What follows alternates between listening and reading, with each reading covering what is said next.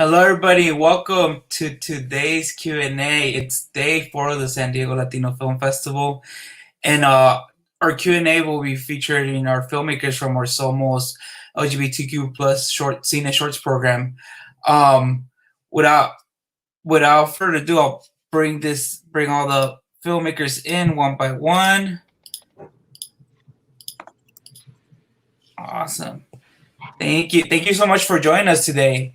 One of the cool things about the film festival going virtual, well, I guess one of the few things about it that are good about the virtual is we get to talk to the filmmakers from all over the world or all over the country, and without them having to come to San Diego. Sometimes it's not possible because, I mean, it's expensive. Traveling is expensive. But why don't you all go around really quickly and tell us where you're tuning in from? We'll start with you, Juan Carlos. Hi, everyone. I'm joining from Mexico City, also where we shot our short film. Awesome. Thank you. Hi. And I'm in San Diego, where we shot our short film. Thank you. How about you, Hannah? Yeah, I'm in LA, where the film was also set and shot. Thank you. What about you, Mary? I'm in the Bay Area right now. In the Bay Area? Awesome. I'm in How Los about you, Lorena? Angeles right now. Okay. I'm in Los Angeles right now, where we shot the film as well. Oh, awesome. Thank you. How about you, Barbecue? And Raquelita? Hi, this is Raquelita. Barbecue's going to come in at any minute now, but I'm also in San Diego, but I also want to honor that this is also Kumeyaay lands, so I want to make sure that we give respect to that as well. Awesome. Thank you. What about you, Diego? I am in Guadalajara, where the movie was also shot in. Awesome. Thank you. So yeah, so they're all very different places, but I'm so glad that we could all connect today. To start off, why don't you all go and give us a quick, or just kind of tell us the genesis of your films, how, like, what idea caused the script, or how did if it's a documentary, how did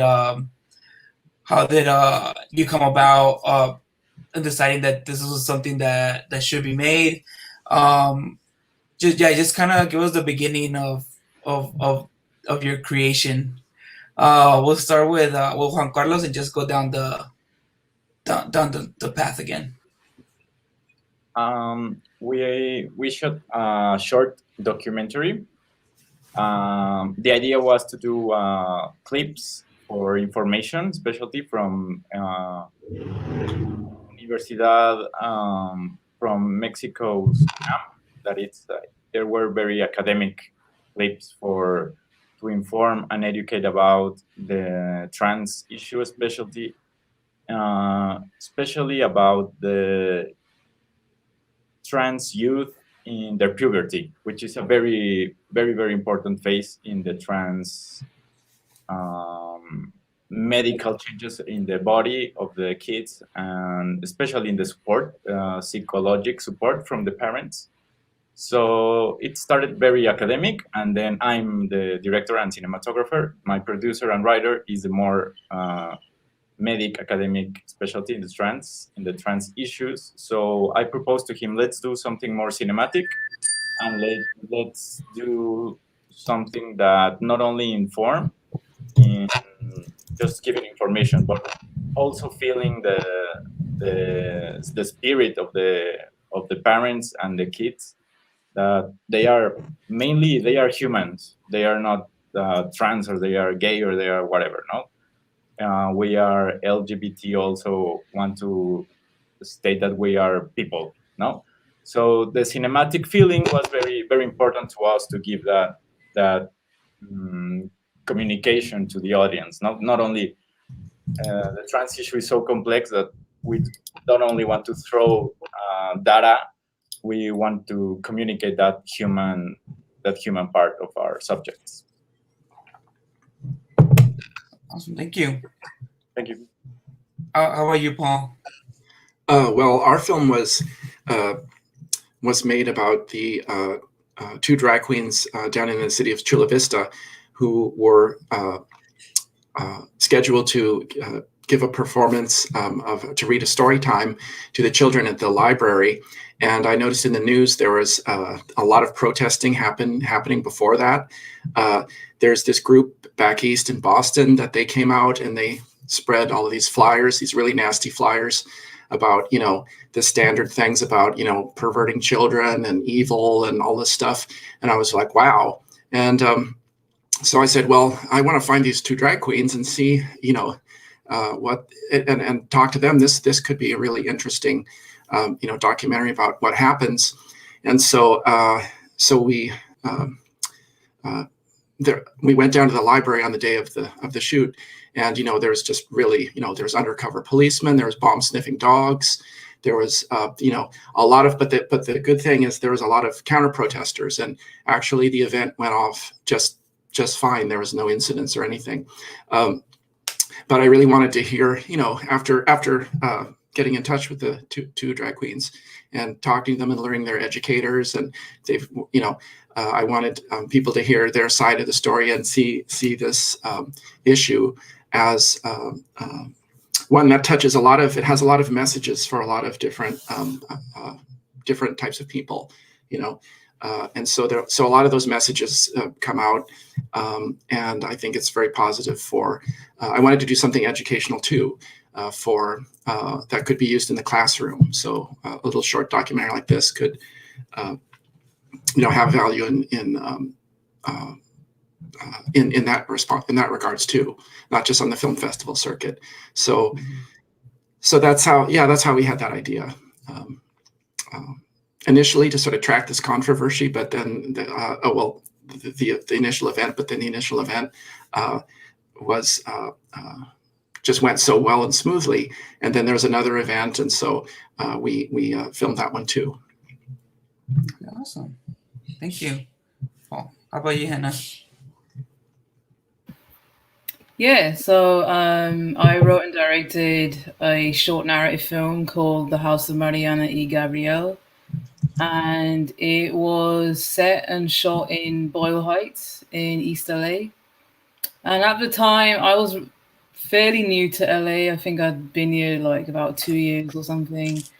And so for me as an outsider to the city, part of the reason why I wanted to set and shoot in LA and in East LA was for me to get to know the city a lot better, because it is like so massive. And at the time, I just felt like I was in a cocoon in a lot of ways, and just wanted to be a lot more exposed to more of the city. And I think for me as a filmmaker as well, my journey has become in wanting to make work about migrants and what I call migrant life. This experience of being a migrant. I identify as a migrant multiple times over. My parents are from India and we lived in the UK.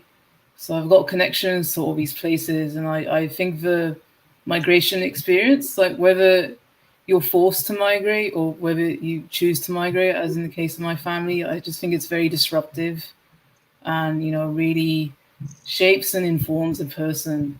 And so I also wanted to see, you know, can I portray characters that are from a community I'm not apart from? Can I do it right?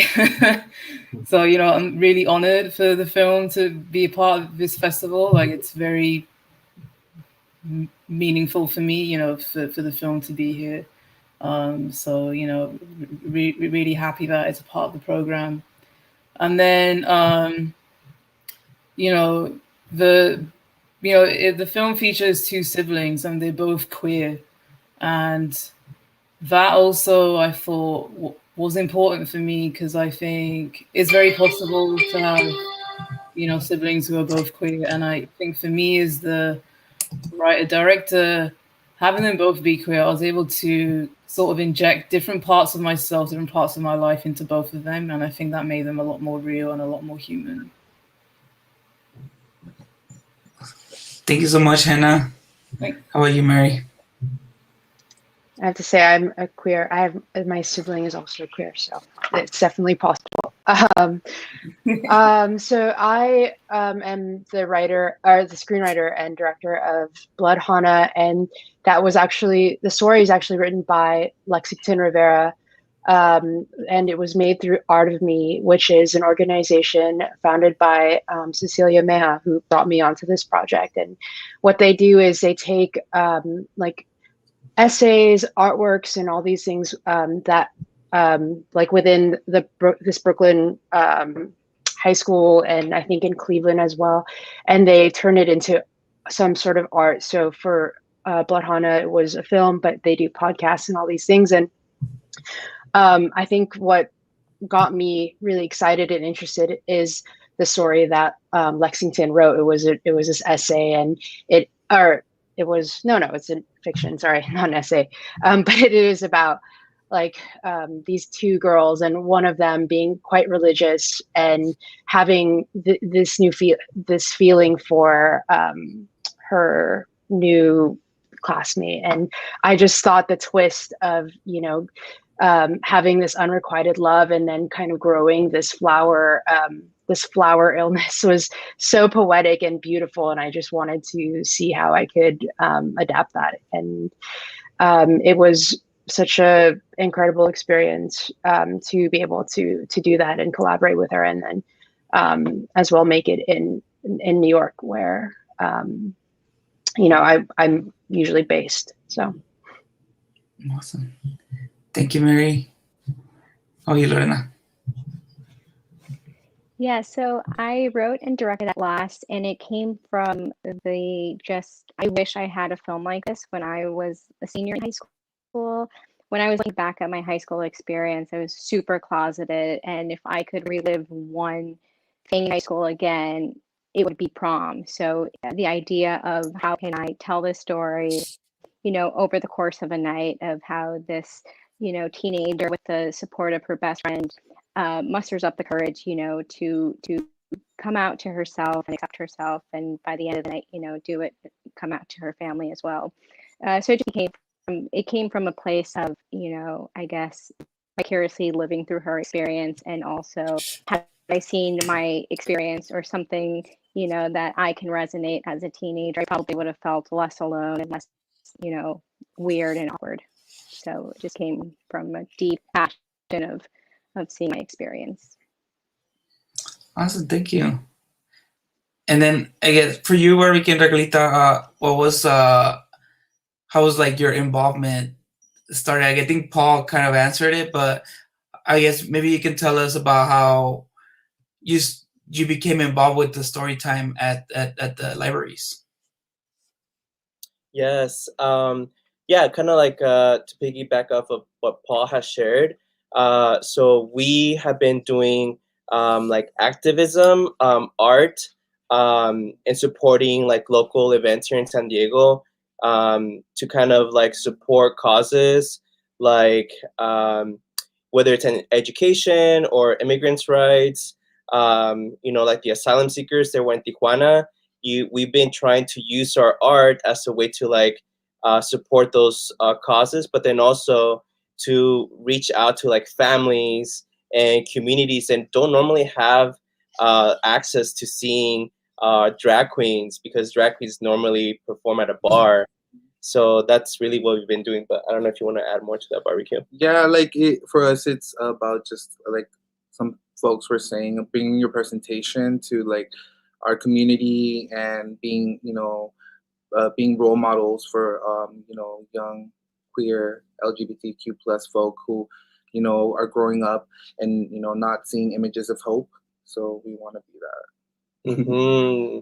Yes, it's about making sure that our stories are being told, because especially being queer and Latino, like for me at least, I never grew up seeing any representation in the media. And so for us, we felt like this is a great opportunity for us to be able to see ourselves and hopefully like be able to, be, like a positive light for our community and for other people to see that, like we exist, and not only do we exist, but we are also capable of like celebrating who we are. Like we're self-accepting. We, come from a place of love. Like we can be successful in being happy for who we are. And so that's really what this project was about. Yes, Queen. Yes, Queen. Yeah, so mine came from it's my my filmmaking undergraduate thesis. So for me, I came up from a couple of projects that I didn't like at all what I've done. And so what I started doing was I just started watching a bunch of movies, and it was time where I took off a break and went back home. And I noticed that every time that I went back home, I felt like I didn't belong there. It's a very weird feeling when you get home. It's like it's the same place, but it's not. And my whole thing was that when you open up a drawer, and then you think that's where the glasses are, but they're not there anymore, and they're somewhere else. But you swear to God that they were there. It's kind of like that feeling that I wanted to create. And at the same time, I just for some reason got these images in my head of these two women, like sharing a song and telling each other "I love you," but without us ever seeing it or hearing those words or even hearing the song.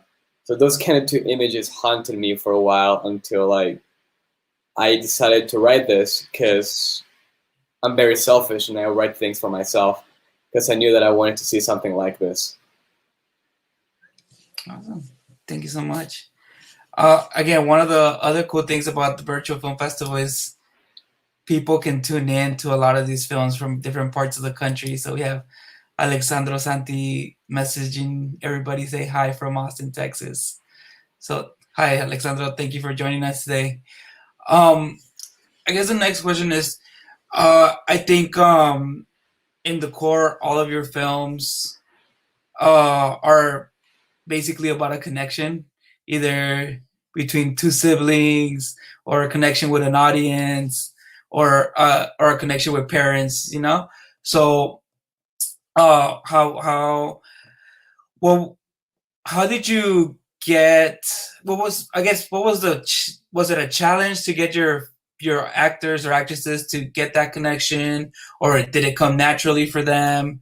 How did you work with them on that? And then for the documentary filmmakers, how was it kind of to get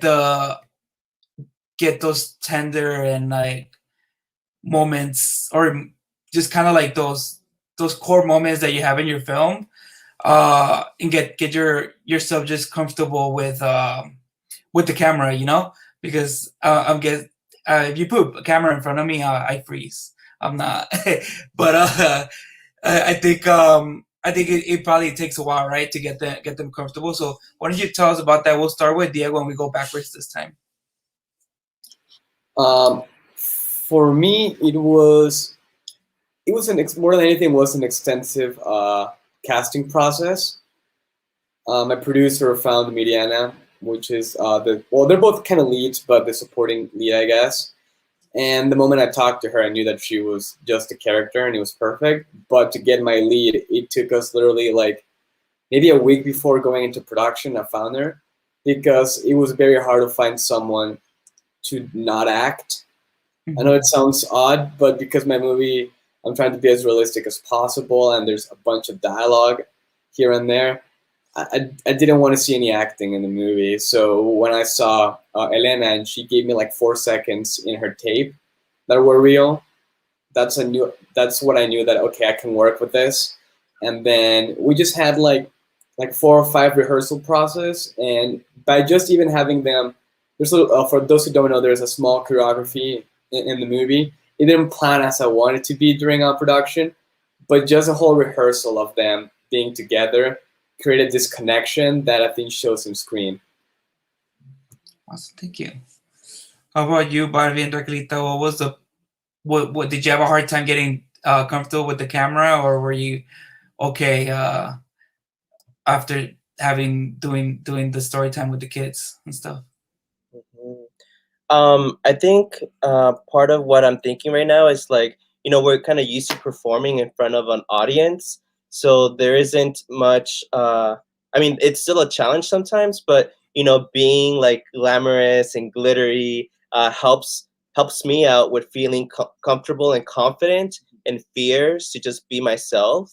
But I think part of like the interview process, that was really challenging and new for me, or for both of us, right? I'll let Barbecue speak right now.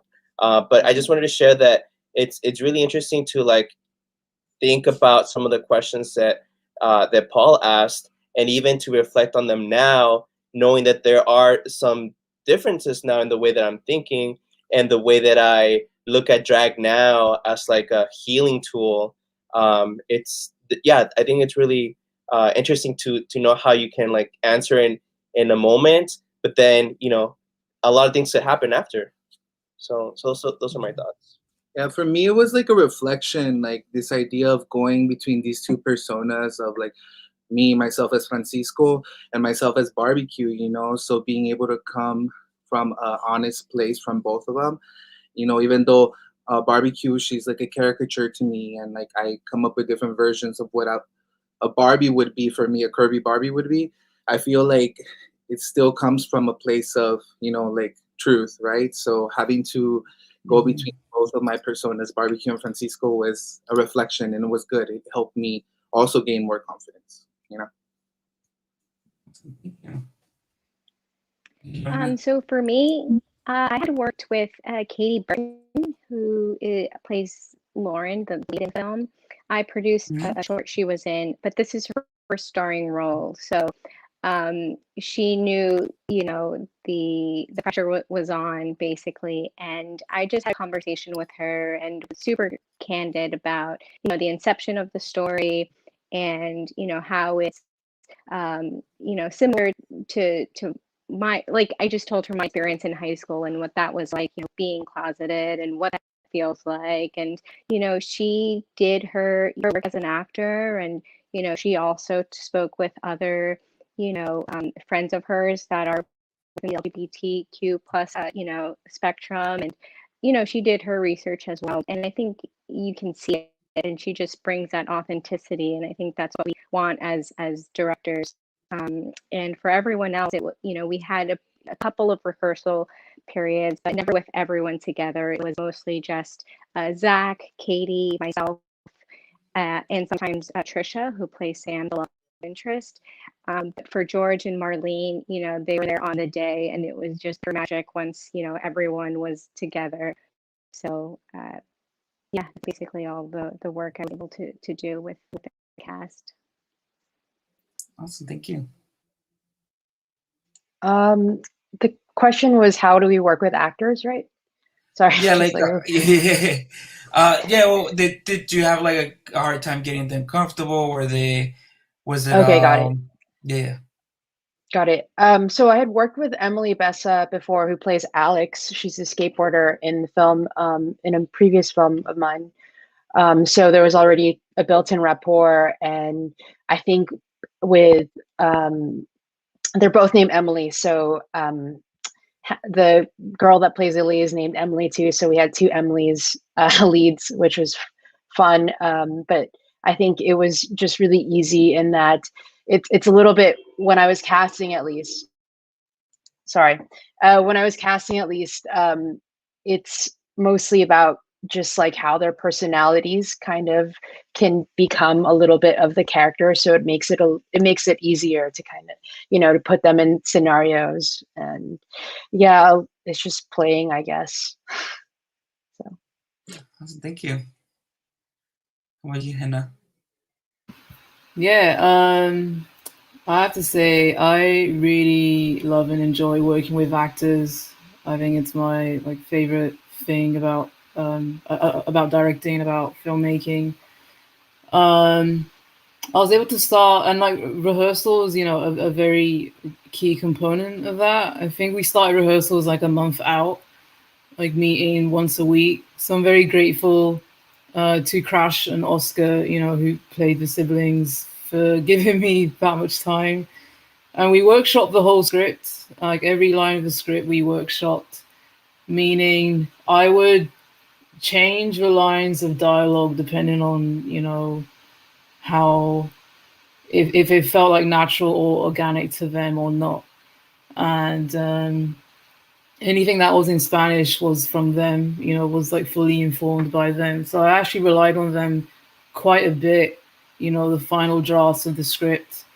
And then on set, you know, just for me to be, I think for all of us to be as prepped as possible so that we can be in the flow and not, you know, even look at our notes and just have a really good vibe and be able to have that like creative synergy on set where they can try out, you know, different things and different takes.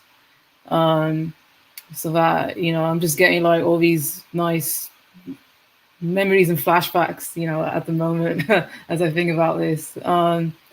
So yeah, I think, yeah, I really center like working with actors to the extent like the cinematographer, it was our first project together, but I also had enough discussions with him so that on set I could be focused more on my actors, and I feel comfortable that, you know, me and Nate, my DP, we have a game plan and he's following that plan, and I can focus, you know, on my characters. Thank you. How about you, Paul?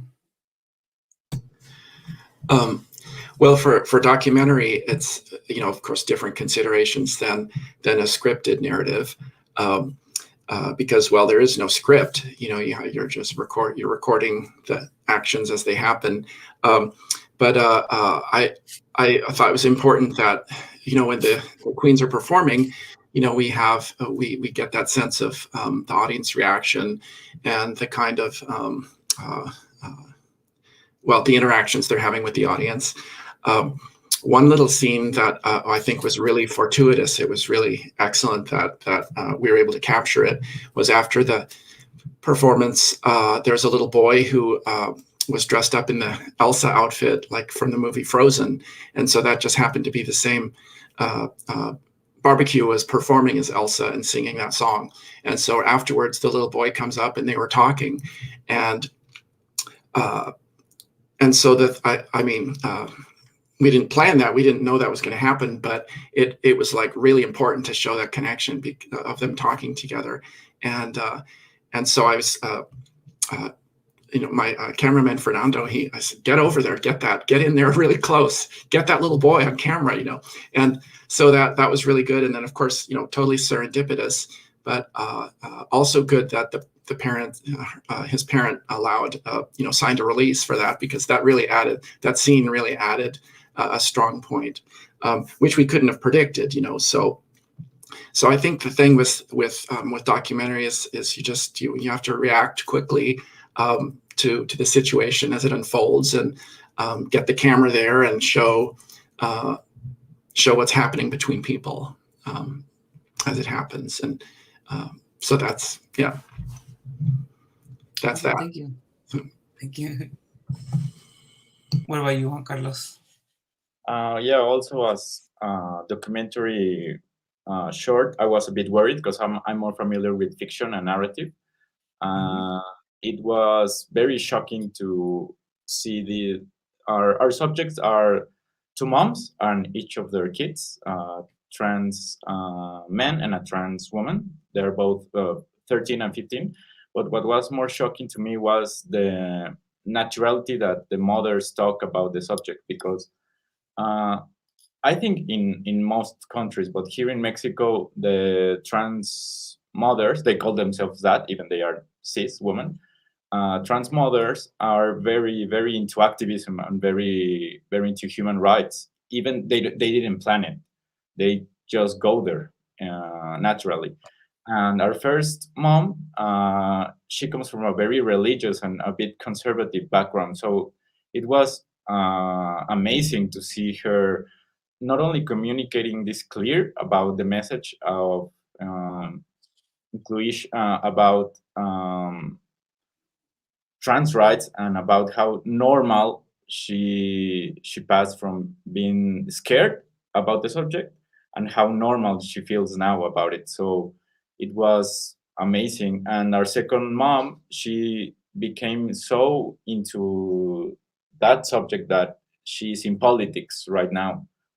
So when I put the camera in front of them, I think we get everything in one take, because they are so used to talk about these subjects with politicians, with other human rights activists, that they are very, very fluent in the subject. But the most beautiful part was the kids, because we have a 13-year-old girl, for example, that's Sophia, and I was a bit scared of the connection, but the good thing is that I was the only one with their moms. I was the only one directing and shooting with my camera, and I think we have with both of them, we have a very I don't know how to call it, a very special moment of peace in the shooting, and it's shown in the editing. I think the editing and the shots were a bit poetic, and that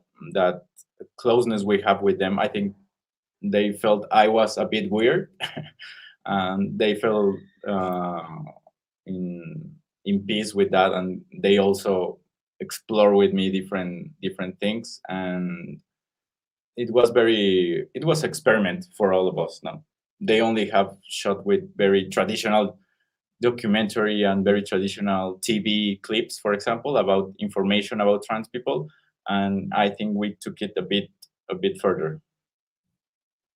Awesome. Thank you so much. Thanks. We have a question coming in from the crowd. Put up. Magdalena Chavez asks, "What advice would you give to aspiring filmmakers?" Who wants to tackle that first? No one? I can say just do it, and like whatever story you have to tell. I think you have to ask what is it that you want to tell, and then go from there. I think you should do it. Yeah, I would just say don't worry about technical details.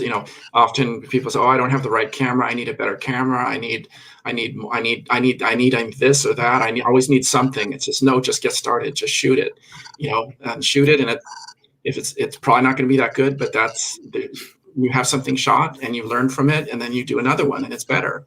So don't put yourself on that comparometer about technology or about whatever. Just go for it.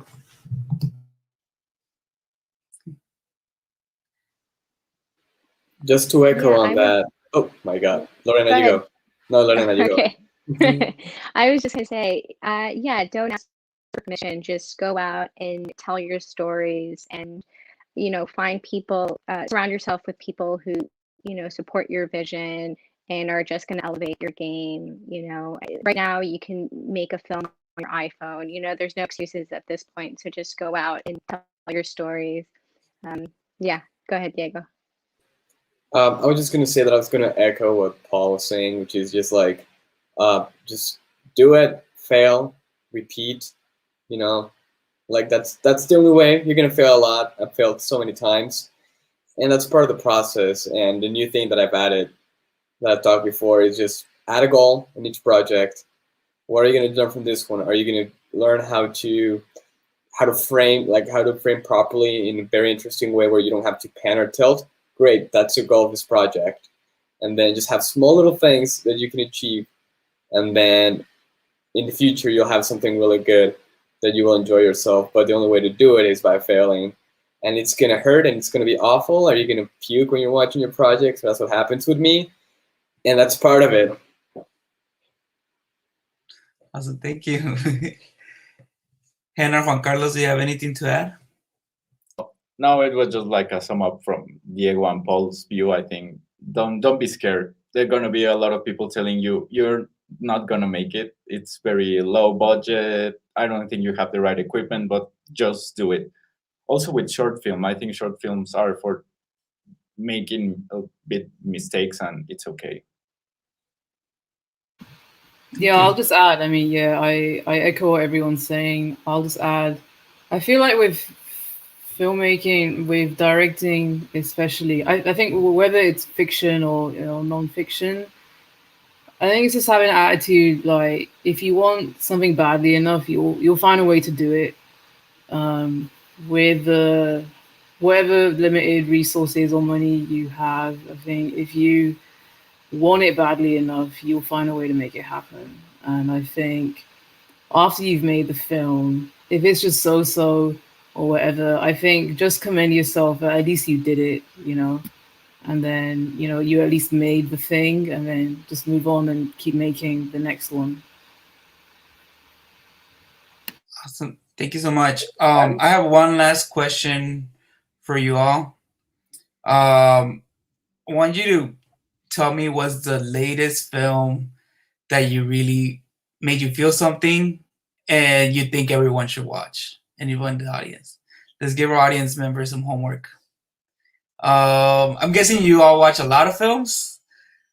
But I'm asking for the one that hit you, maybe left you thinking 2 or 3 days after. Or you still think about it. Who wants to start? I can start. I also wanted to add really quickly, though, for the previous question, I think it's so important that, especially as queer people, we need to tell our stories before somebody else does it for us, especially if we want to challenge the Western ideas of we are not meant to exist here. And it's so important for us to be able to change that narrative to surviving to thriving. And so with that said, one of the last movies that I remember watching that really got me thinking was the movie Parasite. It's a Korean movie. I don't know if y'all seen it, but it's really good, and it's so it's shocking because it makes you question just systems. And systems is something that we don't really see, but it affects us all, right? Just white supremacy and racism, those are things that we are all interconnected with, but we're not really taught to question or challenge. So those are movies that I love to watch that just get me thinking about what I experience every day, but maybe don't get to challenge myself. I don't know if you wanna. Yeah, for me, the series that I watched recently that really got me happy and thinking was Veneno. And it's just because I'm all for uplifting trans sibling stories. So yeah. Thank you so much. Who wants to go next? Oh, I could go next only because I think I would agree with Raquelita, that Parasite was a movie that I was thinking about for a couple days, and just all these different levels of meaning, and as Raquelita said, these systems that are in that culture that that were just really intriguing, you know, and of course the way it was shot too, and you know the suspense and all of those other elements too. But just that kind of social commentary thing, you know, to get a window in that that culture is very thought provoking. Awesome, thank you. Anybody else? No film has hit you. I'll go. I think I already said it earlier, but it was Career Girls by Mike Lee. I just saw it yesterday, and just the movie after it finished, it just haunted me. And I think it's just lovely, the portrayal of a female friendship and how it shows like memory, how people see it. And I don't know, it's really interesting the way he directs with his actors. There's some very interesting choices that, if you like slice of life movies, I think you'll really appreciate this one in particular. Awesome, thank you. Hannah, you think you had raised your hand now? I can go. I think also another Korean American movie, Minari, I thought was really beautiful. And I think, you know, it's so great to see just like another kind of American story, right? Because it is one. And yeah, those are, yeah, just in terms of something that might be out and people are seeing, that for me was a that one was beautiful, lovely movie. It's Washington. Yeah. I can jump in. I've been watching a lot of docs actually the last couple of years, because my current film is it's a doc hybrid, so which has been its own challenge. But the film I have revisited often is called Senna, and it's a documentary about a Formula One racing car driver from Brazil, made by Asif Kapadia, who made Amy. I think Senna is the much better film, and I'll always feel that way, even though Amy won the Oscar for I think best nonfiction film that year. But yeah, Senna is a great example of how to use archival footage and making it seem as if things are happening in real time. And the score is just like superb and magnificent as well. So yeah, I really love that film. Awesome, thank you.